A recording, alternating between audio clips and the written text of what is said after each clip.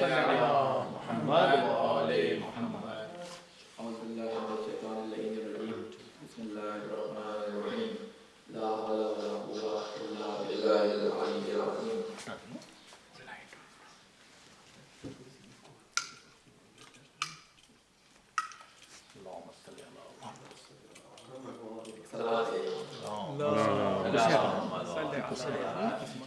یہ آئیں گے لا حول ولا قوة إلا بالله العلي العظيم. نحمده ونستعينه ونستغفره ونشكره ونتوسل إليه ونتوكل عليه ونصلي ونسلم على خيرته في خلقه حافظ سره ومبلغ رسالاته سيدنا ونبينا أبي القاسم محمد. اللهم صل على محمد وعلى آله الطيبين الطاهرين المعصومين سيما خير الله العظيم. قال الله تعالى في قرآن الحكيم أعوذ بالله من الشيطان الرجيم. بسم الله الرحمن الرحيم. هم الذين يقولون لا تنفقوا على من عند رسول الله حتى ينفضوا ولله خزائن السماوات والأرض ولكن المنافقين لا يفقهون. صدق الله العظيم. اللهم صل على محمد وآل محمد. السلام علیکم ورحمۃ اللہ وبرکاتہ. وعلیکم سب سے پہلے تمام مومنین کو اور سننے والوں کو تقوی الہی کی نصیحت کرتا ہوں اور اللہ تعالیٰ سے دعا ہوں کہ اللہ تعالیٰ ہم سب کو اس بات کی توفیق عطا فرمائے کہ وہ تمام کام، وہ تمام اعمال، وہ تمام افعال جو تقوی الہی کے حصول کے لیے ضروری ہیں انہیں انجام دینے کی توفیق عطا فرمائے. آمین. تقوی کے بارے میں ہمیشہ گفتگو رہتی ہے اور میں نے کلاس میں بھی اس کے بارے میں ذکر کیا تھا کہ جو تقوی کی نصیحت اور وصیت کی جاتی ہے، نصیحت وہ ہوتی ہے کہ جس سے انسان کے دل میں اس کام کے کرنے کا جذبہ پیدا ہو، اور وصیت کہتے ہیں اس کام کو جس کی بار بار تاکید کی جائے. تقوی الہی کی تاکید کی ہمیں وصیت بھی ہے اور نصیحت بھی ہے اللہ کی طرف سے، اس کے رسول کی طرف سے، اس کے آئمہ کی طرف سے. اور یہی چیز ہمارے اوپر جو ہے وہ رکھی گئی ہے کہ جمعے کا جب خطبہ ہو تو اس میں اس چیز کو وہ کہ یہ تکراری ہے لیکن اس چیز کو بار بار بیان کیا جائے تاکہ اللہ تعالیٰ کا وہ ہدف کہ جس کے لیے اللہ تعالیٰ نے لوگوں کو پیدا کیا، جس کے لیے اللہ تعالیٰ نے مختلف عبادتوں کو فرض کیا، وہ ہدف اس عبادت جمعہ کے اندر بھی حاصل ہو سکے. اور وہ ہدف جو بار بار مختلف جگہوں پہ بیان کیا گیا کہ لعلکم تتقون کہ کتب علیکم الصیام کتب علیکم القتال، یا تم جو ہے وہ انفاق کرو، تم صدقہ دو، کیوں؟ لعلکم تتقون تاکہ تم تقوی اختیار کر سکو. انہی چیزوں میں سے ایک مصداق جو تقوی کے حصول میں ہمارے لیے آسان پیدا کرتا ہے یہ روز جمعہ ہے کہ جس کے اندر اللہ تعالیٰ نے مسلمان کے لیے اس کو روز عید بھی قرار دیا ہے. وہ کہ روایات میں ملتا ہے کہ ہر وہ دن جس دن مسلمان انسان گناہ نہ کرے وہ اس کے لیے روز عید ہے. یعنی عید یعنی بار بار کے آنے والا وہ دن جس میں اللہ تعالیٰ کی طرف بار بار لڑ کے انسان جائے اور اپنے گناہوں سے مغفرت مانگے، وہ دن جو ہے وہ انسان کے لیے عید کا دن ہوتا ہے. لہٰذا اس دن تقویٰ کے بارے میں بیان کرنا، اس کا ذکر کرنا وہ ضروری ہوتا ہے. یہ جو چیز ہم بیان کرتے ہیں کہ ہم ذکر کرتے ہیں، تذکیر کرتے ہیں، تو ذکر اصل میں اردو میں اور عربی میں معنی کے لحاظ سے تھوڑا سا فرق ہے. ہم اردو میں جو ذکر کہتے ہیں اس کو ہم نے اس طرح سے بنا دیا ہے کہ ہمیں کہا جاتا ہے کہ فلاں ذکر انجام دو تو ہم 1000 دفعہ مثلا یا کریموں کی تسبیح یا حلیموں کی تسبیح یا رحمانوں کی تسبیح پڑھتے ہیں. اصل میں ذکر ہے ہی نہیں. ذکر ہوتا ہے یاد کہتے ہیں، یاد دہانی کو کہ ان صلاۃ للذکری کے نماز جو ہے اس لیے پڑھو کہ میرے ذکر کے لیے، یعنی میری یاد کے لیے پڑھو. یاد کرنے کو اپنے دل کے اندر جو ہے اس یاد کو پھیلانے کو اسے ہم کہتے ہیں ذکر. لہٰذا یہ جو ذکر بار بار کیا جاتا ہے یہ زبان سے انجام دینا ہے، تسبیح کو جپنے کی بات نہیں ہوتی بلکہ یہ دل سے اس چیز کی پیروی اور دل سے اس چیز کی طرف رجوع کرنا ہوتا ہے. لہٰذا جمعے کے دن ہم یہاں پہ جمعے کی نماز میں آتے ہیں. جمعے کی نماز میں خطبہ جو بیان کیا جاتا ہے اس کی اہمیت جو ہے وہ روایت میں بیان کی گئی ہے کہ نماز کو اس خطبے کی وجہ سے آدھا کر دیا گیا. یعنی ظہر کی نماز کی جگہ جمعے کی نماز پڑھی جاتی ہے اور اس خطبے کی اہمیت کے مد نظر اس نماز کو آدھا کر دیا گیا کہ 2 رکعت نماز پڑھو اور اس 2 رکعت کی جگہ جو تم چھوڑ رہے ہو اس کی جگہ خطبے کو جو ہے وہ سنو، کیونکہ خطبے کے بارے میں یہ ہے کہ اس کا بھی ثواب اتنا ہی ہے جتنا کہ نماز کا ثواب ہے. لہٰذا جو مستحبات بیان کیے جاتے ہیں اور مکروہات بیان کیے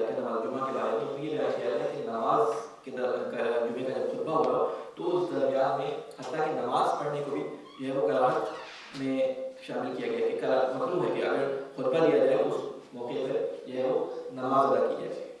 لہٰذا اس دوران جو ہے وہ کوشش ہمیں کرنی چاہیے کہ پوری توجہ کے ساتھ جو نصائح یا جو چیز بیان ہو رہا ہے اس کو سنیں. اصل میں ذکر صرف یہ نہیں ہوتا کہ سننے والے کی بات کو سنا جائے. ذکر یہ ہوتا ہے کہ اس بات کے پیچھے جو تھیوری ہے, اس بات کے پیچھے جو فلاسفی ہے, اس چیز کو درک کرتے ہوئے اپنے لیے راہ جیسے کہتے ہیں راہ ہدایت کو اپنے لیے راہ ہدایت کو جو ہے مشخص کر دیا جائے, اپنے لیے دل میں اللہ تعالیٰ سے کچھ عہد کر لیا جائے.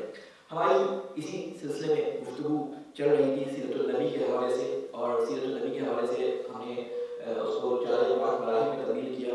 ایک مرحلہ وہ تھا جو رسول خدا کی پیدائش سے پہلے کا مرحلہ تھا, اس کے بارے میں ہم نے تفصیل کے ساتھ بیان کیا. پھر رسول خدا کی پیدائش کے وقت سے لے کر ان کی جو ہے وہ بعثت تک کا جو زمانہ تھا اس کو ہم نے بیان کیا, اور پھر بعثت کے زمانے کے بعد ہم نے مکہ کی جو زندگی تھی اس کو بیان کیا. اب ہماری گفتگو چل رہی تھی کہ مدینہ میں آنے کے بعد رسول خدا صلی اللہ علیہ وسلم نے جو کام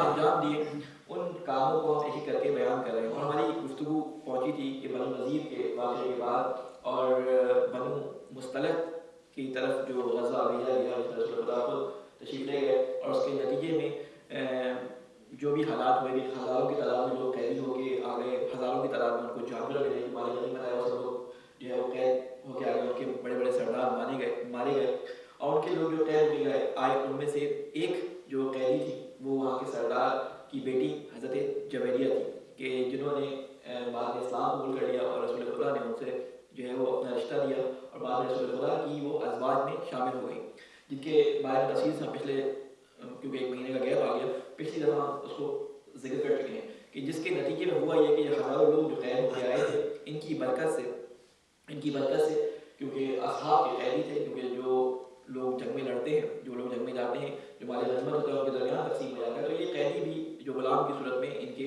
قید میں آئے. تو جب رسول خدا نے حضرت جویریہ سے شادی کر لی اور ان سے نکاح کر لیا, تو اصحاب نے یہ کہا کہ ہم کیسے رسول خدا کے سسرال والوں کو اپنی قید میں رکھ سکتے ہیں, ان کے مال کا مصادرہ کر سکتے ہیں. تو یہ جو سارے کے سارے لوگ, خواتین, مرد جو آئے تھے قیدی بن کے, ان سب کو آزاد کر دیا گیا.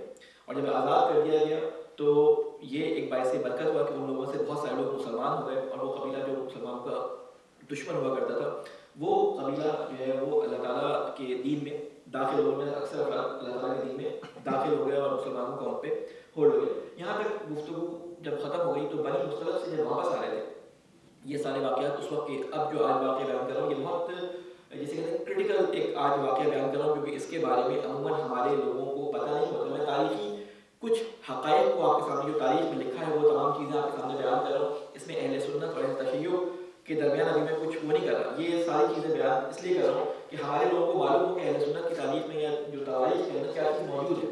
اس کو اس نظر سے سنیے گا, اس پہ اشکالات بھی ہیں, اس کے اوپر اعتراضات بھی ہیں, لیکن میں بعنوان نقل قول اس کو آپ کے سامنے بیان کر رہا ہوں کہ کس طرح سے کس چیز کو بیان کیا گیا ہے.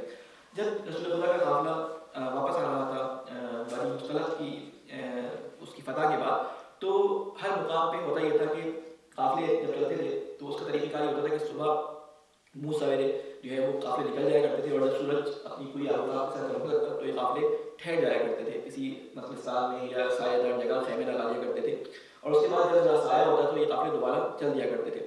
تو ایک جگہ جہاں پہ چشمہ ہوتا تھا وہاں پہ قافلے کو روک دیا جاتا تھا. ایک جگہ یہ قافلہ رکا, اور جب قافلہ رکا تو جو چشمہ تھا وہ چھوٹا تھا, اور اصحاب کا طریقہ کار یہ ہوتا تھا کہ سب سے پہلے جا کے وہ رسول خدا کے لیے پانی کا انتظام کرتے تھے, ان کے ازواج کے لیے پانی کا انتظام کرتے تھے تاکہ رسول خدا کو پانی پہنچ جائے. پھر اس کے بعد اصحاب جو ہے جا کے اپنے اپنے لوگوں کے لیے, اپنے اپنے گروہ کے اور فوجی دستوں کے لیے جو ہے پانی لے لیتے تھے. تو اسی وقت ایک واقعہ ایسا ہوا کہ خلیفہ دوم یعنی حضرت عمر کا ایک غلام تھا, جہجہ اس کا نام تھا, یہ پانی لینے کے لیے رسول خدا کے لیے پانی لینے کے لیے پہنچا اور چشمے کے اوپر. ادھر سے ایک انصاری جو کہ تھا تو انصاری, اور اس کا نام تھا سلام. یہ مسلمان تھے, دونوں ہی مسلمان تھے سلام, لیکن تھا یہ عبداللہ بن ابی کے ساتھ جو مسلمان ہوئے تھے ان میں یہ شخص شامل تھا. مسلمان تھے, میں ان کے بارے میں کوئی وہ نہیں دے رہا, ججمنٹ نہیں دے رہا. ایک بات بتا, یہ دو افراد جب پانی میں نکلی گئے تو ان دونوں کے درمیان جھگڑا ہو گیا پہلے پانی بھرنے کے اوپر. جب ان کے درمیان جھگڑا ہوا تو جہجہ جو تھے وہ غلام تھے, انہوں نے ایک جو ہے وہ لکڑی اٹھائی اور سلام کو مار دی, جس کی وجہ سے دونوں قبیلوں کے اندر ٹسل پیدا ہو گئی. ادھر سلام نے آواز دی کہ یا اہل انصار, یا انصار, انہوں نے اپنی انصار کو مدد پہ بلا لیا, انہوں نے مہاجرین کو مدد پہ بلا لیا. تو وہ جو دو گروہ انصار اور مہاجرین کے تھے وہاں پہ دونوں ایک دوسرے کے مقابل آ گئے اور ایک جھگڑے کی صورت پیدا ہو گئی. تو اس زمانے میں جب یہ جھگڑا ہوا تو رسول خدا کے پاس یہ اطلاع پہنچی, رسول خدا آئے اور تو انہوں نے کہا کہ میں نے تم لوگوں کو اس لیے جمع کیا تھا کہ یہاں تم انصار اور مہاجر کیا کہ آپس میں جھگڑا کرو. میں نے تم لوگوں کو ایک بھائی چارے میں پرویا, تم لوگوں کو ایک دوسرے کا بھائی بنایا تھا تاکہ تمہارے درمیان سے انصار اور مہاجر والا سلسلہ ختم ہو جائے. تو اس موقع پہ بچاؤ ہو گیا, لیکن وہ ٹینشن اور وہ جسے کہتے ہیں کہ جو ایک ماحول تیار ہو گیا اس کی وجہ سے لوگوں کے درمیان آپس میں ایک کلیش یا یہ کہتے ہیں کہ ایک ٹینشن تناؤ سا ہو گیا. رسول خدا نے طریقہ کار یہ رکھا کہ رسول خدا قافلے کو رکنے آپ کم دیتے تھے. اب رسول خدا جیسے قافلہ رکتا بس جلدی سے نماز پڑھی اور نماز پڑھ کے قافلہ چل دیتا تاکہ یہ لوگ اپنے چلنے میں اتنے مجبور ہو جائیں, قافلے کی تھکن میں اتنے مجبور ہو جائیں کہ آپس میں جھگڑے نہ آئیں کسی طریقے سے. تو یہ سلسلہ جاری تھا. ایک جگہ تھی کہ جہاں پر ہوا یہ کہ قافلہ رکا قضاء حاجت کے لیے. رسول خدا کا طریقہ کار یہ ہوتا تھا کہ جنگ پہ جب جاتے تھے تو قرعہ کشی کرتے تھے اپنے ازواج کے درمیان کہ کس کو اپنے ساتھ لے کے جانا ہے. تو اس زمانے میں کہتے ہیں کہ حضرت عائشہ ان کے ساتھ تھی اس سفر کے اندر. تو کہتے ہیں کہ حدج کے اندر جو خواتین ہوتی تھی, حدج ایک محمل ہوتی تھی جو اونٹ کے اوپر لگائی جاتی تھی, کورڈ ہوتی تھی اور کافی وزنی ہوتی تھی, اس کو اونٹ کے اوپر لگ دیا جاتا تھا اور اس کے اندر جو رسول خدا کے ازواج یا جو اصحاب کے ازواج ہوتی تھی, جو بھی سات خواتین ہوتی تھیں, ان کو شامل کر دیا جاتا تھا. تو وہ اٹھا کے زمین پہ رکھتے تھے تاکہ جو قضاء حاجت ہے, جو نماز پڑھنی ہے, جو کچھ کرنا ہے, اس کے بعد وہ اس کو اٹھا کے دوبارہ اونٹ پہ رکھ کے سفر میں لے چلتے تھے. تو اس کا طریقہ کار ہوتا تھا. تو قافلہ رکا وہاں پہ, حاجت کو زمین پہ رکھا گیا کہ لوگ وضو کر لیں, خواتین جو ہیں وضو کر لیں اور اپنی قضاء حاجت سے فارغ ہو جائیں. تو اس میں ہوا یہ کہ کیونکہ رسول خدا قافلے کو بس بہت کم وقت کے لیے ٹھہرا رہے تھے, تو ہوا یہ کہ رسول خدا نے قافلے کو ایک جگہ ٹھہرایا نماز کے لیے. اب یہ روایت جو آئی ہے خود بخاری نے اس کو نقل کیا اور خود حضرت عائشہ سے اس کو نقل کیا. تو میں انہی کے الفاظ کو خلاصہ کر کے آپ کے سامنے بیان کروں. بخاری میں اہل سنت کی تواریخ میں جو بخاری کے اندر اس واقعے کو بیان کیا, مختلف طریقوں سے تاریخ میں اسی طرح نقل ہوا ہے. تو وہ کہتی ہے کہ میں قضاء حاجت کے لیے گئی اور جب واپس آئی تو دیکھا قافلہ جا چکا ہے اور وہاں پہ نہ کوئی اونٹ ہے, نہ کوئی قافلہ ہے اور نہ کوئی حاجت ہے. کیونکہ ہوا یہ کہ خواتین وزن میں ہلکی تھی, وہ جو بھی تھا, تو جو حوض اٹھانے والے تھے ان کو محسوس نہیں ہو کہ اندر کوئی ہے یا نہیں ہے. انہوں نے اٹھا کے حوض رکھی اور قافلہ چل پڑا. جب قافلہ چل پڑا تو یہ اب پیچھے رہ گئے. اب جب پیچھے رہ گئے تو ہوا یہ کہ رسول خدا تھوڑی دیر بعد آ کے اپنی جو ازواج کے مسائل پوچھتے تھے, خیریت پوچھتے تھے, کسی چیز کی ضرورت ہے یا نہیں ہے. تو اب کیونکہ قافلہ بہت تیز چل رہا تھا, مدینے سے تھوڑے دور پہنچے تھے, یعنی یہ دوسری منزل تھی, مدینے سے بالکل پہلے ہی تھی. تو وہاں جب پہنچے تو رسول خدا کو اندازہ ہوا, جب معلوم کرنے کے لیے گئے کہ پانی کی ضرورت ہے, کسی چیز کی ضرورت تو نہیں ہے, تو اندر سے کوئی آواز نہیں, پتہ چلا کہ پیچھے, یہ حضرت عائشہ خود روایت کری ہے کہ پیچھے جو ہے وہ عائشہ پیچھے رہ گئی. جب یہ بات پتہ چلی تو رسول خدا اور لوگوں میں وہ پھیل گیا کہ بھائی اب کیا ہوگا, قافلہ تو بہت دور چلا گیا. اب ادھر کے ذرا جسے کہتے ہیں کیمرے کا رخ کو ادھر رکھے, اب ذرا اس طرف آ جائے. اس طرف وہ فرماتی ہیں کہ میں جب وہاں پہ پہنچی, وہاں پہ کوئی نہیں تھا, تو میرے لیے کوئی چارہ نہیں تھا. اگر میں جاتی تو میں قافلے کو گئے ہوئے کافی دیر گزر چکی تھی اور صحرا کے اندر راستہ نہ معلوم ہونے کی وجہ سے اپنی موت کو دعوت دینا تھا کہ میں کہیں بھی جاؤں. تو رسول خدا کا یہ طریقہ کار ہوتا تھا کہ رسول خدا جب بھی قافلے کو حرکت دیتے تھے تو ایک شخص کو پیچھے آنے کے لیے کہتے تھے کہ پیچھے وہ جو ہے وہ چلتا ہے. اور جب پیچھے جب وہ چلتا رہتا تھا تو جو جنگ میں ان سے کہا ہوا تھا کہ جب جو بھی جنگ میں لوگ گئے, ان کا سامان کوئی ٹھہر جائے تو آپ اس کو جمع کرتے ہوئے لے آئیں. تو ایک صحابی تھے صفوان بن معطل کے نام سے, یہ قافلے سے 5 یا 6 گھنٹے کے فاصلے پر چلتے تھے اور پیچھے جہاں جس راستے سے قافلہ چلتا تھا یہ ایکسپرٹ تھے, اس راستے سے آتے تھے اور راستے میں جو بھی سامان ہوتا تھا اس کو جمع کر کے لے آتے تھے. تو یہ کہتے ہیں کہ صفوان کہتے ہیں کہ جب میں وہاں پہنچا تو میں نے دور سے دیکھا کہ کوئی ایسی چادر اڑے ہوئی, کوئی ایسی گٹڑی سی زمین پڑی ہوئی ہے. تو اس وقت میں نے جب نزدیک کیا تو دیکھا کہ یہ حجاب کے حکم آنے سے پہلے میں نے عائشہ کو دیکھا, اور میں نے کہا کہ عائشہ آپ یہاں پہ کیا کر رہی ہیں؟ تو انہوں نے کوئی جواب نہ دیا, کہا کہ قافلہ نکل گیا, میں نہیں تھی یہاں پہ, قافلہ چلا گیا. تو کہتی ہے کہ صفوان کے بارے میں کہتی ہے کہ صفوان نے اپنا اونٹ جو ہے میرے نزدیک لا کے بٹھا دیا اور خود دوسری طرف منہ کھڑے ہو گئے اور میں اونٹ پہ سوار ہو گئی اور پھر یہ قافلہ وہ جو مہار پکڑ کے وہ مجھے قافلے تک لے گئے. اب قافلہ ادھر مدینہ سے باہر بیٹھا اور سب انتظار کر رہے تھے. رسول اللہ نے کہا کوئی بات نہیں, صفوان آ رہا ہے, واپس جانے کی ضرورت نہیں ہے, صفوان آ رہا ہے, جب وہاں پہنچے گا تو وہاں پہ عائشہ موجود ہوگی, وہ ان کو لے کے آ جائے گا. اور وہی ہوا کہ جب یہ لوگ وہاں پہ لے کر پہنچے ہیں تو اس وقت عبداللہ بن سلام جو آپ کو پتہ ہے منافقین کا سردار تھا, عبداللہ بن سلام جو تھا, اس نے لوگوں کے درمیان ایک افواہ پہلے سے پھیلائی ہوئی تھی. یہ جو واقعہ پیچھے ہوا تھا اس میں لڑائی ہوئی تھی آپس میں, اور انصار اور مہاجرین کے درمیان جو معاملہ ہوا تھا تو اس نے ایک بڑی سخت بات کی تھی جس کو قرآن مجید نے نقل کر دیا. ایک اس نے جملہ کہا جو تواریخ میں نقل ہے, ایک جملہ اس نے کہا تھا جو قرآن مجید میں نقل ہے. تواریخ میں جو نقل ہے اس نے ایک جملہ کہا تھا کہ اس نے انصار سے کہا کہ دیکھو سمن و قلبوں کا یا کلک, سمن کہتے ہیں سب میں قلبوں کا یا کلک, سب میں کہتے ہیں موٹا کرنے کو. ایک محاورہ ہے عربی زبان کے اندر بولا جاتا ہے. اب وہ اس نے نعوذ باللہ جس اس میں بھی کہا نقل کفر نباشت, اس نے کہا کہ تم نے کتے کو پلا کے بڑا کیا اور اب وہ تمہیں ہی کھائے گا. یعنی ایک محاورہ عربی میں استعمال ہوتا ہے کہ جس کو دو جسے کہتے ہیں جس تھالی میں کھایا اس تھالی میں کھیل کرنا, اردو زبان میں اس کو آسان الفاظ میں کہیں تو اس کو ایسے کہہ سکتے ہیں. اب وہ اس نے تمام مسلمانوں کے بارے میں کہا یا اس کے بارے میں کہا نعوذ باللہ, اس کا بہت برا سینٹینس تھا جس کی وجہ سے جو چپکش پیدا ہوئی تھی رسول اللہ نے جلدی جملے کو جو ہے وہ چلایا تھا. اور ایک جملہ اس نے کہا جس کی تلاوت میں نے آیت کی آپ کے سامنے شروع میں بھی کی. اس نے یہ جملہ کہا ہم الذین یقولون لا تنفقوا علی من عند رسول اللہ حتی ينفضوا وللہ خزائن السماوات والارض ولکن المنافقین لا یفقهون. اس نے کہا کہ یہی ہے وہ لوگ, منافقین کے بارے میں کہا یہی ہے وہ لوگ جو کہتے ہیں کہ مت خرچ کرو ان پر جو اللہ کے رسول کے لیے جمع ہو گئے یہاں تک کہ یہ منتشر ہو جائے.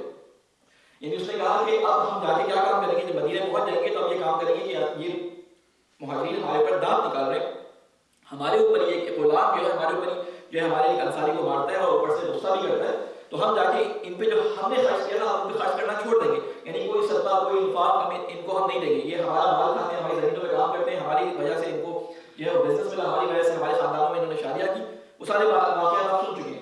تو اب ہم ان کو جا کے نہیں کریں گے. یہ عبداللہ علیہ السلام نے اور ان کے گروہ نے یہ بات کہی, کیونکہ یہاں پہ جو جملہ ہے وہ یقولون ان سب نے کہا, یعنی ایک خاص گروہ کی بات ہو رہی ہے, ایک گروہ نے یہ بات کہی کہ ہم ان کے اوپر خرچ نہ کریں گے. تو اللہ تعالیٰ نے وہاں پر تنبیہ کہ وللہ خزائن السماوات والارض, کہ اللہ کے لیے تمام خزانے زمین اور آسمان کے, ولکن المنافقین لا یفقهون. تو وہاں اللہ نے فرمایا کہ منافقین کو اس بارے میں علم نہیں ہے. پھر اس کے بعد فرمایا یقولون لئن رجعنا الى المدینہ لیخرجن اعز منها الاذل. کہتے ہیں کہ وہ کہتے تھے کہ اگر ہم مدینہ لوٹ گئے تو جو طاقتور ہیں وہ لازمت نکال باہر کریں گے وہاں سے ان کمزور لوگوں کو, حالانکہ اصل عزت تو اللہ کے لیے اور اس کے رسول کے لیے اور مومنین کے لیے, لیکن یہ منافق جانتے نہیں. اللہ تعالیٰ نے وہ جملے اور ان کا جواب دونوں قرآن مجید کے اندر نقل کر دیے. تو یہ جب قافلہ وہاں پہنچا تو یہ عبداللہ بن سلام علیہ وسلم کی چکر اس دن میں چل رہی تھی, اس نے ایک جملہ وہاں پہ جسے کہتے ہیں کہ بعض الفاظ منہ سے نکلتے ہیں اور کہتے ہیں کہ پڑھ نہیں طاقت پرواز مگر رکھتے ہیں, یعنی وہ اتنی تیزی سے کہہ رہا. اس نے کہا کہ یہ جو وہاں پہ رسول خدا کی زوجہ پیچھے رہ گئی اور یہ شخص جو اکیلا تنہائی میں آ رہا ہے یہ ہو نہیں سکتا کہ انہوں نے کوئی گناہ نہ کیا. اور اس نے ایک تہمت رسول خدا کی فیملی پہ, رسول خدا کی زوجہ پہ لگائی, اور اس کا اثر یہ ہوا, اس تہمت کا اثر یہ ہوا کہ اب وہ یہ روایت خود بخاری کے اندر اس طرح سے آئی ہے, خود عائشہ اس کو روایت کری ہے کہ اس کا اثر یہ ہوا کہ کہتے ہیں اس سفر کی وجہ سے جو میں نے سفر کیا اور میں جاگی اور ادھر ادھر جو ہے میں مسلسل وغیرہ سفر کیا, تو اس کی وجہ سے طبیعت ان کی خراب ہو گئی, 20 دن تک تقریباً وہ بیمار رہی. تو کہتے ہیں یہ بیمار تھی تو رسول خدا جو ہے وہ میرے پاس بہت کم آیا کرتے تھے, آتے بھی تھے تو باہر سے میرا حال چال پوچھ کے چلے جاتے تھے. اور رسول خدا کا طریقہ کار پہلے میں نے کبھی ایسا نہیں دیکھا تھا, پہلے آتے تھے میری حال احوال پوچھتے تھے, میرے بارے میں جو ہے تشویش کا اظہار کرتے تھے, لیکن اب جو ہے رسول خدا کا رویہ مجھے کوئی بدلا محسوس ہوا, لیکن مجھے کسی بات کا معلوم نہیں تھا. تو میں پریشان تھی کہ رسول خدا کا کیا ہوگا, لیکن میں نے کہا کہ شاید مصروفیت زیادہ ہے, جنگ سے پڑھتے ہیں, اس کی وجہ سے رسول خدا شاید نہیں آ پا رہے. لیکن کہتے ہیں کہ میں قضاء حاجت کے لیے مسطہ, ایک مسطہ نامی صحابی تھے جو بدر کے اندر لڑے ہوئے تھے, صحابہ بدر میں سے تھے. کہتے ہیں ان کی والدہ کے ساتھ قضاء حاجت کے لیے باہر گئی, تو وہاں پہ ایک آواسی جو چادر سے ڈالتے تھے. کہتے ہیں وہ چادر اڑ کے ہم جا رہے تھے کہ دور جائیں اور وہاں پہ جا کے قضاء حاجت کو انجام دیں, تو راستے میں مستہ کی چادر میں اس کا پیر پھنسا اور گری. تو گرتے ہی اس نے کہا کہ اللہ مدد کرے مستہ کو, یہ مسطہ کو, اب اس کی اعراب نہیں ہے تو مسطہ یا مستہ جو بھی لفظ ہے. تو انہوں نے کہا کہ میں نے ان سے کہا کہ میں مستہ تو میں نہیں مانوں کہ وہ تو بدریون میں سے بدر والوں کے لیے اللہ تعالیٰ نے قرآن مجید کے اندر بڑی تعریف کی ہے, تو تم ان کو ایسے کیوں کہہ رہے ہو. تو کہا کہ عائشہ آپ کو معلوم نہیں کہ اس نے آپ کے بارے میں کیا تہمت لگائی ہے, کہ مجھے نہیں معلوم. تو انہوں نے ساری بات بیان کی ان کو. کہتے اس کے بعد سے میں گھر آئی, میں رو کے میرا بڑا. اب جب رسول خدا آئے تو رسول خدا نے آنے کے بعد جو ہے وہ ان سے بات نہیں کی, اور بات کی بھی تو راستے میں جو ہے 2-3 لوگوں نے اس میں بڑا سخت کردار ادا کیا. ان میں سے ایک خاتون تھی اور ایک شاعر تھے اور ایک یہ مسطہ تھے. کہتے ہیں انہوں نے اس بات کو لوگوں میں پھیلانا اور شروع کیا. ایک کون تھی؟ زینب بنت جہش, رسول خدا کی پھوپھی دار بہن, جو رسول خدا کی زوجہ تھی, ان کی بہن تھی. حمنا نام تھا ان کا، حمنا بن جہش. ایک حسان بن ثابت جو شاعر تھے، اور ایک یہ مستا جو تھے، یہ تھے. تو انہوں نے کیا کیا، لوگوں کے درمیان اس بات کو پھیلایا، اور اس بات کو پھیلانے میں لوگوں میں ایک جسے کہتے ہیں ان کی زبان سے باتیں بھی وہ تم نے سنا اس طرح کی باتیں ہوئی، تو جس کی وجہ سے بعد میں ان کے اوپر جو ہے وہ حد بھی جاری کی گئی، بعد میں ان لوگوں کو ان کے اوپر جو ہے وہ سزا بھی دی گئی ان لوگوں کو. لیکن اس وقت یہ بات ہوئی. اب یہ ساری بات سننے کی روایت ہو رہی ہے بخاری کے اندر، ٹھیک ہے، اور راوی کون ہے اس کی، حضرت عائشہ ہے.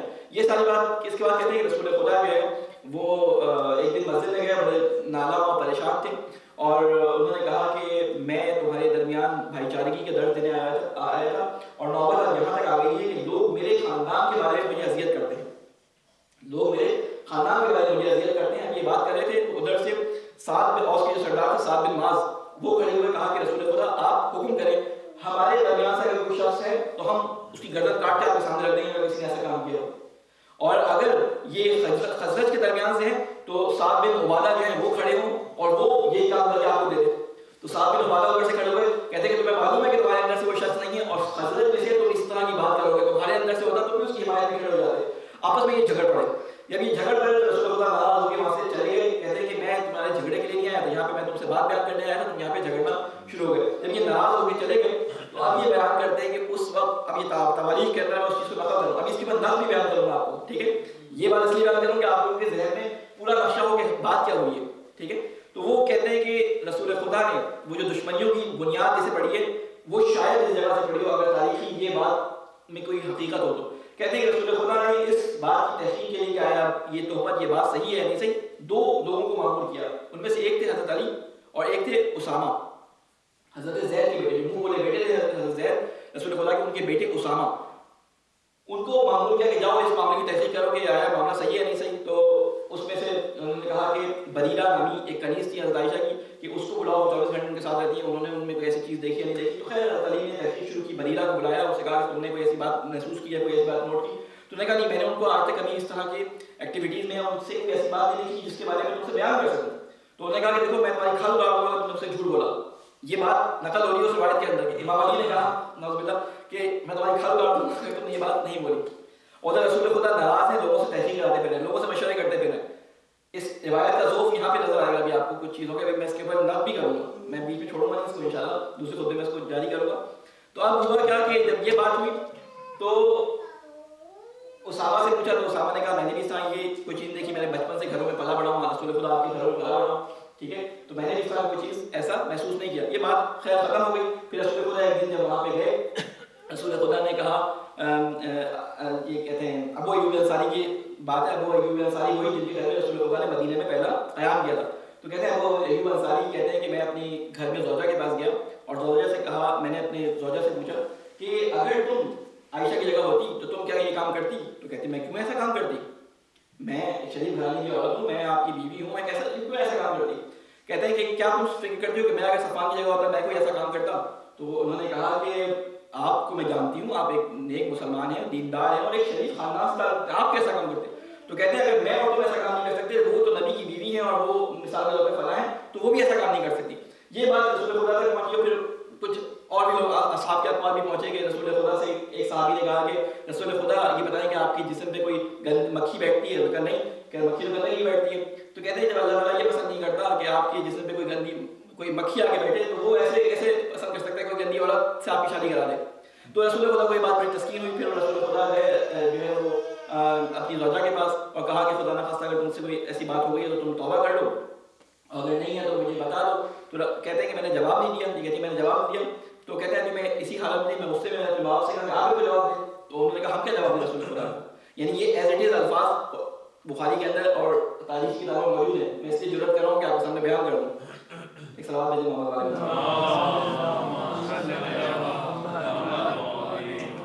میں اس کو خطبے کے دوسرے حصے میں انشاءاللہ باقی تفصیلات اس کی بیان کرتا ہوں. اور کیونکہ ٹائم ہمارا بہت لمیٹڈ ہوتا ہے تو اس لیے میں اس کو تھوڑا سا اس کا حصہ دوسرے خطبے میں بیان کرتا ہوں اور تاکہ ہم وقت پہ اپنی نماز کو پورا کر سکیں. اللہم صلی علی محمد و محمد، اللہم صلی علی محمد و محمد، اللہم صلی علی محمد و محمد. بڑا تجھے واسطہ محمد و محمد کا اس پتلی سی بات کو اپنی بارگاہ میں قبول و مقبول فرما. اے اللہ تجھے واسطہ محمد و محمد کا ہماری یہ کوششیں جو ہم تیری تیرے دین کو، تیری کتاب کو، تیرے مذہب کو سمجھنے کے لیے، تیرے راستے کو سمجھنے کی کوشش کریں، اس پہ ہمیں کامیاب و کامیابیت عطا فرما۔ اے اللہ تیرے واسطے محمد علی محمد کا محبت قرآن، محبت رسول، محبت اہل بیت کو ہمارے بچوں، ہمارے نوجوانوں، ہماری بہنوں کے دلوں میں راسخ فرما۔ اے اللہ تیرے واسطے محمد علی محمد کا علماء کرام کا سایہ ہمارے سروں پہ قائم فرما۔ اے اللہ جو مظلومین دنیا جہان کے اندر ظلم کا شکار ہیں، اے اللہ یمن میں ہوں، فلسطین میں ہوں، کشمیر میں ہوں، چاہے جہاں پہ بھی ہوں، اے اللہ ان سب کی حفاظت فرما۔ اے اللہ ہمارے امام کی حفاظت فرما اور ہمیں ان کے اصحاب میں شامل فرما۔ ربنا تقبل منا انک انت السمیع العلیم برحمتک یا ارحم الراحمین۔ بسم اللہ الرحمن الرحیم۔ انا اعطیناک الکوثر فصل لربک وانحر ان شانئک هو الابتر۔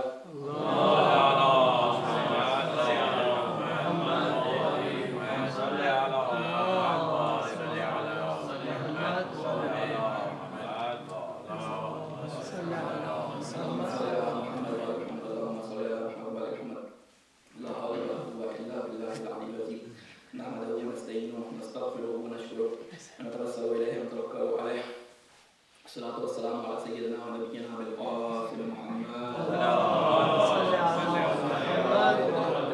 المنتجبين الفتاة المهديين المعصومين سيما علي أمير المؤمنين وحبيبته فاطمة الزهراء والحسن والحسين سيدي شباب أهل الجنة وعلي بن الحسين ومحمد بن علي وجعفر بن محمد وموسى بن جعفر وعلي بن موسى ومحمد بن علي وعلي بن محمد والحسن بن علي والخلف القائم المهدي صلواتك عليهم اجمعين.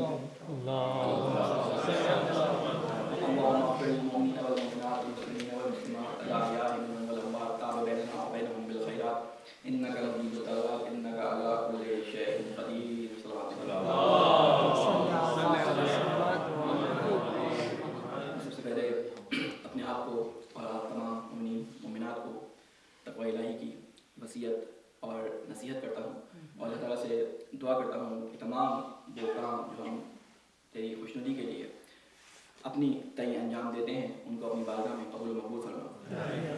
ہماری گفتگو سیرت نبی کے سلسلے میں رسول خدا کی جو زندگی اور زندگی سے متعلق جو واقعات تھے اور ان سے جو ہم کچھ سبق لے سکتے تھے کہ رسول خدا نے ان موقعوں پہ کیا کام انجام دیا، اس کی مختصر سی جسے کہتے ہیں بلٹس پوائنٹس کی صورت میں ایک تاریخی جو رودات تھی وہ آپ کے سامنے بیان کرنے کی کوشش کر رہے ہیں۔ یقیناً یہ چیز کافی نہیں ہے اور اس کے لیے تفصیل اگر آپ کو جاننی ہو تو یقیناً خود سے آپ کو شوق پیدا کر کے ان کو ڈیٹیلز کے ساتھ خود پڑھنا ہوگا، کیونکہ ہم یہ نہیں کہہ سکتے کہ ہمیں جو ہے وہ مولانا صاحب ہی بتائیں گے یا ہمیں کوئی عالم بتائے گا یا ہمیں کوئی پڑھ کر سنائے گا تو ہم پڑھیں گے۔ یہ ہم تمام مسلمانوں کی ذمہ داری ہے کہ وہ تمام چیزیں جو اللہ تعالیٰ نے ہمارے لیے حجت کے طور پر ہمارے لیے جسے کہتے ہیں کہ ہمارے سر پہ ان کو اتھارٹی بنایا تھا، ان کے بارے میں ہماری بیسک معلومات جسے کہتے ہیں فرسٹ گریڈ معلومات جو ہیں ہونی چاہیے۔ فرسٹ گریڈ معلومات کیا ہوتی ہیں؟ فرسٹ گریڈ معلومات یہ ہوتی ہیں کہ جس علم کو آپ سیکھنا چاہتے ہیں اس کے بارے میں اس کو آپ پورا پڑھ چکے ہیں اور اس کے بارے میں آپ کو الف سے یہ تک یہ بات پتا ہو کہ اس میں یہ چیز کہاں پہ موجود ہے، اس چیز کا کیا درجہ ہے اور اس چیز میں کس طرح سے عمل کرنا ہے۔ یہ ہے فرسٹ گریڈ جو ہے وہ نالج۔ سیکنڈ گریڈ نالج کیا ہوتی ہے کہ آپ سیکنڈ جب درجے پہ آپ پہنچتے ہیں، دوسرا درجہ اس کا یہ ہوتا ہے کہ اس تمام نالج کو استعمال کرتے ہوئے، اس تمام نالج سے استفادہ کرتے ہوئے آپ اپنے لیے کوئی راہ عمل جو ہے وہ اختیار کریں، اس کو درک کریں۔ وہ اس کا ایک سیکنڈ درجہ ہوتا ہے۔ اور تھرڈ درجہ یہ ہوتا ہے کہ آپ اس کے اندر ڈاکٹریٹ لیول پہ پہنچ جائیں، آپ کے اندر اوتھینٹک بن جائیں، آپ مجتہد لیول پہ اس تک پہنچ جائیں کہ اس کو پڑھنے کے بعد آپ لوگوں کے لیے ایک مشورہ، ایک روڈ میپ، ایک 100 سالہ منصوبہ دے سکیں۔ یہ 3 درجے علم کے جو ہے کسی بھی جگہ پہ آپ کر سکتے ہیں، چاہے وہ یونیورسٹی کا علم ہو، چاہے وہ دینی علم ہو، چاہے وہ کوئی بھی علم ہو، تو اس میں کر سکتے ہیں۔ تو ہم چاہتے ہیں کہ ہمارے بچوں کی، ہمارے قوم کی، ہمارے جسے کہتے ہیں کہ ایک خط پہ چلنے والوں کی کم از کم وہ فرسٹ ہینڈ نالج ہونی چاہیے۔ اور اس فرسٹ ہینڈ نالج کے لیے 2 طرفہ جستجو، 2 طرفہ جدوجہد کی ضرورت ہے۔ اور 2 طرفہ جدوجہد اسی میں ہو سکتی ہے کہ علماء آپ کو گائیڈ کریں یا جسے کہتے ہیں کہ بزرگان آپ کو گائیڈ کریں کہ یہ کام تمہارے لیے کرنا ضروری ہے اور آپ کی طرف سے اس کا رسپانس یہ ہونا چاہیے کہ اس کام کو کرنے کی آپ پوری کوشش کریں، اس چیز کو پڑھنے کی، اس معلومات کو پوری طرح سے حاصل کرنے کی۔ کہ فرسٹ ہینڈ نالج کا مطلب جس کے بعد آپ اپنے آپ کو یہ کہہ سکتے ہیں کہ ہم مسلمان جانتے بوجھتے مسلمان ہیں، ہم سنے سنائے مسلمان نہیں ہیں، ہم پڑھے لکھے مسلمان ہیں، جس کے بارے میں کہتے ہیں کہ ہم پڑھ لکھ کر اس چیز کو درک کر کر جو ہے وہ اس دین کو قبول کرتے ہیں۔ تو فرسٹ ہینڈ نالج کے لیے ہمیں ضروری ہے کہ دین کا مطالعہ کریں۔ یہ ایک سلسلہ جو آپ کے سامنے موجود تھا، اس کے اندر ہم نے جو پہلے خطبے میں بھی اس کو بیان کیا کہ گفتگو واقع افک کے نام سے مشہور ہے۔ الف کاف الف فے کاف عفق کہتے ہیں تہمت کو. تو کہتے ہیں اس واقعے کی بنیاد پر ہم نے اس کو چنا, اور کیونکہ قرآن مجید میں اس کے بارے میں باقاعدہ 8-10 آیتیں ایک جگہ پہ, کچھ آیتیں کسی اور جگہ پہ مختلف اسی واقعے سے متعلق آئی ہیں, تو میں نے اس واقعے کو اس لیے چنا کہ ڈیٹیل آپ کے سامنے بیان کروں اور پھر اس کے اوپر جو نقد اور اعتراض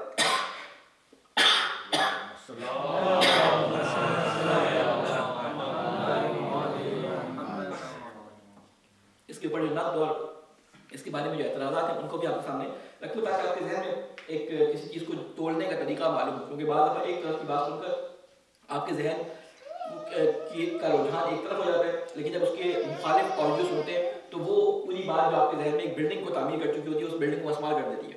میں نے حضرت ابو طالب کے ایمان کا اور ان کے کفر کا ایک واقعہ سنایا تھا, اس میں کس طرح سے بلڈنگ کو تعمیر کیا ہے اور کس طرح سے علمی ایک رد کی وجہ سے پوری بلڈنگ منہدم ہو جاتی ہے. تو اس لیے میں پورے واقعے کی ڈیٹیل آپ کے سامنے بیان کر دی. تو ہماری گفتگو یہاں تک پہنچی تھی کہ جب رسول خدا یہاں پہنچے ہیں اپنی زوجہ کے پاس اور انہوں نے ان سے یہ بات کی ہے ان کے بقول کہ توبہ کر لو, اللہ تعالیٰ معاف کرنے والا ہے. تو انہوں نے کہا کہ میں توبہ نہیں کروں, کیونکہ آپ یہ یعنی اگر میں اقرار کرتی ہوں تو یعنی میں جھوٹ بولنے پہ میری بات پہ یقین کر لیا جائے گا, سچ بولنے پہ میری بات پہ یقین نہیں کیا جائے گا. تو کہتے ہیں میں خاموش ہو گئی. کہتے ہیں اس وقت رسول خدا پہ وحی آئی, اور رسول خدا اس وحی کی جو خاص حالت ہوتی تھی رسول خدا پہ جب وحی آتی تھی تو اس کا طریقہ یہ ہوتا تھا کہ رسول خدا کے ماتھے میں پسینے آ جاتے تھے, آپ ایک سنگینی سے محسوس کرتے تھے, آپ معلوم ہوتا تھا کہ لوگوں کو کہ یہ رسول خدا پہ وحی آ رہی ہے. تو کہتے ہیں رسول خدا پہ جب وحی آ گئی اور رسول خدا پہ جب وحی آنے کے بعد رسول خدا آنکھیں ہوئی تو مسکراتے ہوئے کہا کہ اللہ تعالیٰ نے تمہاری برات کا اعلان کر دیا, کہ اللہ تعالیٰ نے تمہیں برات کا اعلان کر دیا. تو میرے ماں باپ نے مجھے کہا کہ رسول خدا کا شکریہ ادا کرو. تو کہا کہ میں نے کہا کہ میں ان کا شکریہ ادا کیوں کروں, میں تو اس خدا کا شکریہ ادا کروں گا جس نے میری برات کا اعلان کیا, کہ میری بات پر یقین نہیں آیا تھا. اور اس طرح کی باتیں جو ہیں وہ تاریخ کے اندر موجود ہیں, خود بخاری کے اندر آپ کو یہ ساری باتیں مل جائیں گی.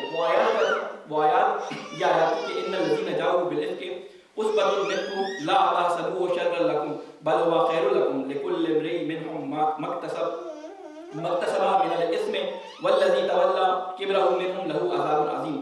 جو لوگ یہ بہتان گھڑ کے لے کے آئے ہیں, دیکھیں غور سے اس بات کو سنیے گا کیونکہ اب تک بات ہونی تھی واقعے کی, اب یہ بات ہو رہی ہے قرآن کی. آپ دیکھیں کہ واقعے کو جوڑا کتنی خوبصورتی سے جاتا ہے کسی چیز کے ساتھ. اگر آپ بیک گراؤنڈ میں ایک کہانی بنا لیں اس کے بعد قرآن کی آیت بنائیں تو دیکھیں کہ بات کس طرف آپ کی سوچ کو لے کے جاتی ہے. لیکن کچھ دیر کے لیے بیک گراؤنڈ کو ہٹا دیں اور خود قرآن کی آیت کو پڑھیں تو بات سمجھنے میں تھوڑی دیر لگتی ہے, لیکن آپ کو بات صحیح سمجھ آ جاتی ہے. بہرحال اس میں فرمایا کہ جو لوگ یہ بہتان کر رہے ہیں یہ تم ہی میں سے ایک گروہ ہے, اسے تم اپنے لیے برا نہ سمجھو بلکہ یہ بھی تمہارے لیے خیر ہی ہے. ان میں سے ہر شخص کے لیے وہی ہے جو گناہ اس نے کمایا, اور ان میں سے جس نے اس کا بڑا بوجھ اپنے سر لے لیا اس کے لیے تو بہت بڑا عذاب ہے. اور ایسا کیوں نہ ہوا کہ جب تم لوگوں نے یہ بات سنی تو مومن مرد اور مومن عورتیں, یہ ہمیں اخلاقی نکات سمجھائے جا رہے ہیں کہ تمہارے سامنے اگر یہ ہمیں اس وقت کی بات الگ تھی, تمہارے سامنے اگر اس طرح کی بات کسی کے بارے میں کی جائے تو تمہارا کیا رویہ ہونا چاہیے. فرمایا اللہ تعالیٰ ایسا کیوں نہ ہوا, میں آیت نہیں پڑھ رہا ترجمہ خالی پڑھ رہا ہوں, ایسا کیوں نہ ہوا کہ جب تم لوگوں نے یہ بات سنی تو مومن مرد اور مومن عورتیں اپنے بارے میں اچھا گمان کرتے اور کہہ دیتے یہ تو ایک کھلا بہتان ہے, تہمت ہے. کیوں نہ وہ لوگ وہ لے کر آئے اس پر 4 گواہ, تو جب وہ گواہ نہیں لائے تو اللہ کے نزدیک وہی جھوٹے ہیں.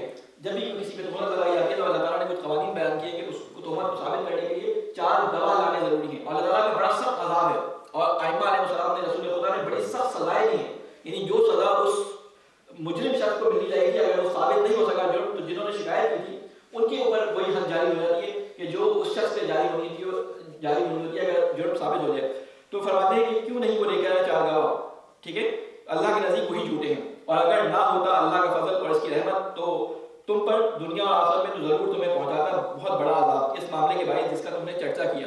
یہ نصیحت کی جا رہی ہے کسی بھی بات کو افشا نہ کرو, پھیلاؤ نہیں. اگر تمہارے پاس بات آ بھی گئی تو اس کو چھپاؤ.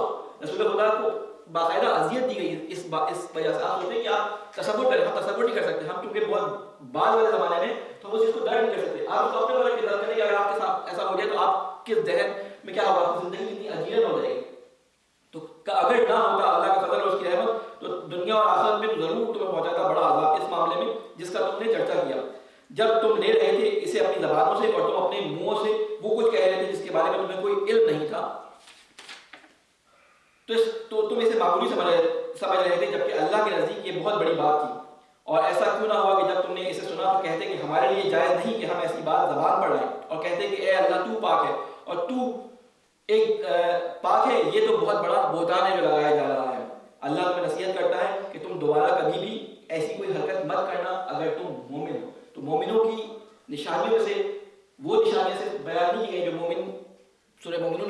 جو اپنی جو ہے وہ حفاظت کرتے ہیں اپنی زبان کی, اپنی فروج کی اور اپنے لسان کی اور اپنے اعضاء کی, صرف وہی نشانیاں نہیں ہیں, یہ بھی مومن کی نشانیوں سے ایک نشانی ہے. اگر تم مومن ہو اور بھی بہت ساری نشانیاں, صرف یہی نہیں ہے, ایک ایسا آپ کسی مومن کی نشانی نہیں نکال سکتے یہ 5 صفات پائی جاتی ہیں تو ایک مومن ہے. نہیں, قرآن مجید کو پورا دیکھنا پڑتا ہے اس پکچر کو سامنے لانے کے لیے کہ مومن کی نشانیوں میں یا کافر کی نشانیوں میں یا منافق کی نشانیوں میں کیا کیا چیزیں موجود ہیں. بہرحال تو اب یہ آیات جو ہے نزول ہو گئی تو اس کے بعد رسول خدا نے یہ واقعہ یعنی لوگوں کے سامنے بیان کیا اور اللہ تعالیٰ نے برات کا اعلان کر دیا. اب یہی واقعہ رسول خدا کی ایک اور زوجہ کے متعلق تاریخ میں ملتا ہے اور اس کو نقل کرنے والے کون ہیں؟ علی ابن ابراہیم قمی. انہوں نے اپنی تفسیر کے اندر, تفسیر قمی کے نام سے مشہور ہے, انہوں نے اپنی تفسیر میں ایک واقعہ لکھا کہ یہ واقعہ جو ہے یہ واقعہ جو رسول کی زوجہ سے متعلق پیش آیا تھا, لیکن کس زوجہ سے متعلق تھا اس کے بارے میں شکوک ہے کہ کون سی زوجہ تھی وہ. ٹھیک ہے, کیونکہ یہ روایت بخاری کے اندر حضرت عائشہ سے روایت ہوئی ہے تو عموماً یہ واقعہ حضرت عائشہ کے اوپر کیا جاتا ہے کہ یہاں پہ حضرت عائشہ تھی اور وہ بعد میں اس پہ اپنے اوپر ناز کیا کرتی تھی کہ مجھ پہ اللہ تعالیٰ نے میری برات کا اعلان جو ہے قرآن مجید میں میرے لیے 11 یا 8 9 آیتیں اتار دی. ٹھیک ہے, لیکن وہاں پہ وہ بیان کرتے ہیں کہ یہ واقعہ ایک شخص جو رسول خدا کی زوجہ تھی حضرت ماریہ قبطیہ جب رسول خدا کے پاس آئی تھی تو آپ کو پتہ ہے کہ مقوقس جو بادشاہ تھا انہوں نے آپ کو ہدیے کے طور پہ رسول خدا کے پاس بھیجا تھا. رسول خدا نے ان سے شادی کی تھی تو آپ کی خدمت کے لیے غلام کو بھیجا گیا تھا, وہ بھی قبطی تھا. غلام کو بھیجا گیا تھا کہ رسول خدا کے بیٹے ابراہیم کا انتقال ہوا. ابراہیم کے دیکھیں میں یہ بات اس لیے بیان کر رہا ہوں, جرات اس لیے کر رہا ہوں کہ یہ ساری چیزیں بیان ہوئی ہیں اور یہ آپ لوگوں کو نہیں پتا ہوں گی تو آپ لوگ اس بات کو جسے کہتے ہیں کہ درک نہیں کر پائیں گے کہ لوگ جو چھپی چھپی اور کرایہ میں باتیں کرتے ہیں وہ باتیں ہوتی کیا ہیں اصل میں. تو وہ کہتے ہیں کہ وہ الزام لگا کہ جب ابراہیم کا انتقال ہوا تو لوگوں نے آگے کہا رسول خدا آپ اتنا کیوں رو رہے ہیں, آپ اتنا کیوں گریا گئے, آپ وہ کون سا آپ کا بیٹا تھا. جب یہ رسول خدا نے تہمت لگائی کہ کسی زوجہ کے اوپر رسول خدا بڑے افسردہ ہوئے اور رسول خدا نے امام علی کو بھیجا کہ جاؤ اس کی تحقیق کرو معاملے کی. تو جب وہ گئے تحقیق کرنے کے لیے حضرت علی تو کہتے ہیں کہ وہ ایک باغ میں چھپا ہوا تھا, حضرت علی اس کے پیچھے گئے, وہ درخت پہ چڑھ گیا, وہ حضرت علی اس کے پیچھے درخت پہ جب چڑھنے لگے تو وہ اوپر سلام لگائی تو حضرت علی کو معلوم ہو گئی تو نعوذ باللہ کہہ رہا ہوں یہ تو نامرد ہے. تو رسول خدا کو آ کے بتائی بات تو وہ تہمت جو ہے وہاں سے ہٹ گئی. تو کہتے ہیں کہ یہ واقعہ یہاں پہ ملتا ہے. اب دونوں واقعات کے اندر دیکھیں جھول کتنا ہے. ایک تو اس سے پہلے تفسیر قمی سے پہلے کسی نے اس واقعے کو نقل نہیں کیا. دوسرے وہ جو عائشہ والی روایت ہے اس کے اندر 4 یا 5 باتیں بڑی جسے کہتے ہیں کہ عقیدے پہ اسٹروک کرنے والی باتیں ہیں. وہ کیا ہے؟ سب سے پہلے کہ رسول خدا جو وحی سے کنیکٹڈ تھے, رسول خدا جو وحی سے متصل, رسول خدا کو معلوم نہیں کہ رسول خدا بدگمان ہو گئے, رسول خدا کے اوپر یہ نسبت دی گئی. دوسری بات یہ کہ اللہ تعالیٰ نے جو ہے وہ اللہ تعالیٰ کے نبی نے اسامہ اور حضرت علی کو جو ہے وہ تحقیق کے لیے بھیجا. اسامہ حضرت زید کے بیٹے تھے اور ان کی عمر تقریباً امام حسن اور امام حسین کے برابر تھی, تقریباً 3-4 سال ان کی عمر رہی ہوگی اس زمانے میں جس زمانے میں یہ بات کی جا رہی ہے. اسامہ جا کے تم تحقیق کرو, 4 یا 5 سال کی عمر رہی ہوگی اسامہ کی. ٹھیک ہے, یا 5 سال کی 10 سال ہوگی عمر, اس سے بڑی نہیں تھی. ٹھیک ہے نا, 10 سال سے بڑی نہیں تھی کیونکہ 17 سال یا 16 سال کے تھے تو یا 14 سال کے تھے, 15 سال کے تھے, بالکل تازہ والے ہوئے تھے. تو اسامہ کی اس میں جو ہے رسول خدا نے ایک لشکر بھیج دیا تھا. اسی پہ اعتراض ہوتا ہے کہ یہ بچہ بھی تازہ بالغ جو ہے اس کو اپنے جو ہے لشکر میں سردار بنا دیا. تو اسامہ بہت چھوٹے تھے اس وقت, ابھی یہ 5ویں ہجری کی بات ہو رہی ہے, 5ویں ہجری کی, ابھی جو ہے وہ ابھی باقی بہت سارے سال باقی ہے.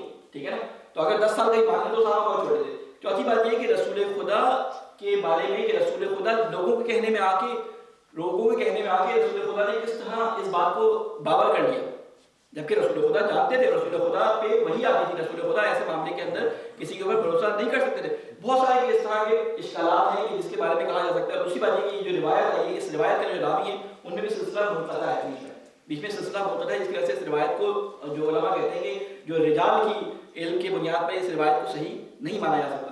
بہرحال یہ ایک واقعہ تھا اور اس واقعے نے رسول خدا کی زندگی پہ بہت اثر ڈالا. اس واقعے نے رسول خدا کو ان لوگوں کا چہرہ بھی دکھا دیا جو منافقین تھے, جو بہت محبت سے آپ کے ساتھ رہا کرتے رہتے تھے, لیکن جب اس طرح کی بات ہوئی تو ان کے دل کی منافقت نکل کر جو ہے وہ سامنے آ گئی. بہرحال یہ کچھ واقعات اس طرح کے ہوئے کہ جن کے بارے میں رسول خدا کو بیان کر دیا گیا. ایک چیز چھوٹی سی میں اس کو بیان کر کے اپنی بات کو ختم کروں, اور بات یہ کہ اس میں ہوا یہ کہ کچھ لوگوں نے جو انصار میں سے تھے اور جو مہاجرین میں سے تھے, انہوں نے اب کام کیا کہ جن لوگوں نے تہمتیں لگائی تھیں ان لوگوں کو وہ راشن دیا کرتے تھے, ان کی کفالت کیا کرتے تھے. تو انہوں نے کہا کہ آج کے بعد ہم ان لوگوں کی کفالت نہیں کریں گے. مثلا مسطح جو شخص تھا جس نے تہمت لگائی تھی, اس کے بارے میں کہا کہ وہ غریب شخص تھا, بدنی تھا صحابی, تو ہم جو ہے اس کی آپ کفالت نہیں کریں گے. اس وقت اللہ تعالیٰ نے ایک قرآن مجید کی آیت نازل کی, یہ سورہ نور کے اندر ہی آیات ہے, ساری آیات سورہ نور کے اندر آئی ہیں. آپ کو معلوم ہے کہ ایک حکم جو ائمہ علیہ السلام کی طرف سے اہل بیت کی طرف سے ہمیں دیا گیا کہ تمام مردوں کے لیے اور تمام عورتوں کے لیے ایک سورہ کے بارے میں تحقیق و جستجو کا حکم دیا گیا ہے. وہ کیا کہ تمام مرد جو ہیں وہ سورہ یوسف کی ضرور تلاوت کریں, اس کو سمجھیں اور اس کو تدبر کریں تاکہ اپنی پاکیزگی کو, اپنے کردار کو اور اس کو حفظ کر سکیں. اور خواتین کو یہ حکم ہے کہ وہ سورہ نور کی تلاوت بھی کریں, اس کو سمجھیں بھی اور اس کی تفسیر بھی پڑھیں تاکہ وہ اپنے بارے میں وظائف کو مشخص کر سکیں اور وہ عورتوں کی عزت اور حرمت کو اس کے اندر جان سکیں. تو یہ حکم ہے. تو یہ سورہ نور کے اندر یہ ساری آیات موجود ہیں جس میں اللہ تعالیٰ فرماتے ہیں ولا يأتل أولو الفضل منكم والسعة أن يؤتوا أولي القربى والمساكين والمهاجرين في سبيل الله وليعفوا وليصفحوا ألا تحبون أن يغفر الله لكم والله غفور رحيم.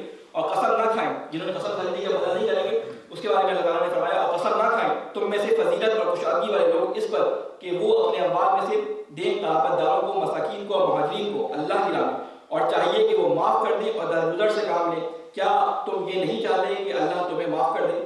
اور اللہ بہت بخشنے والا اور نہایت مہربان ہے.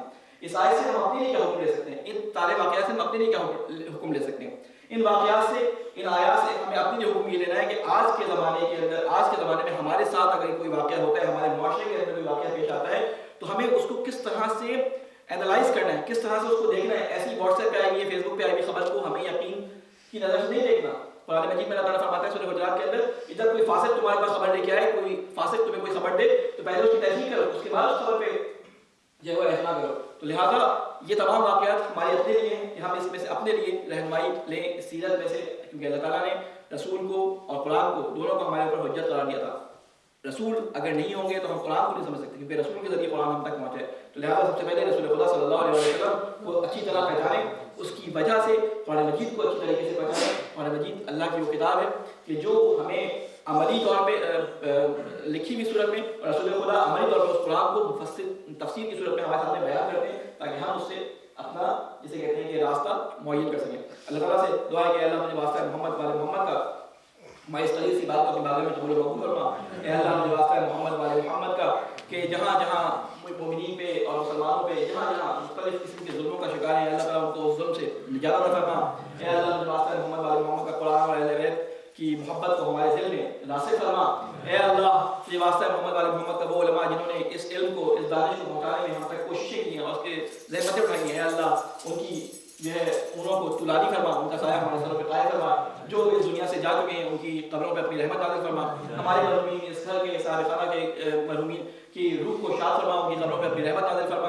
اے اللہ ہمیں توفیق عطا فرما کہ ہم تیرے دین, ہم تیرے نظام, ہم تیرے سسٹم کو رائج کرنے والوں اور ان لوگوں میں ہمیں شامل فرما جو امام زمانہ کے صحیح منتظر ہیں. اے اللہ نے واسطہ محمد والے محمد کا ہمارے امام کی عبادت فرما اور ہمیں ان کے اصحاب و اعوام میں شامل فرما. ربنا تقبل منا انك انت السميع العليم برحمتك يا ارحم الراحمين. بسم الله الرحمن الرحيم.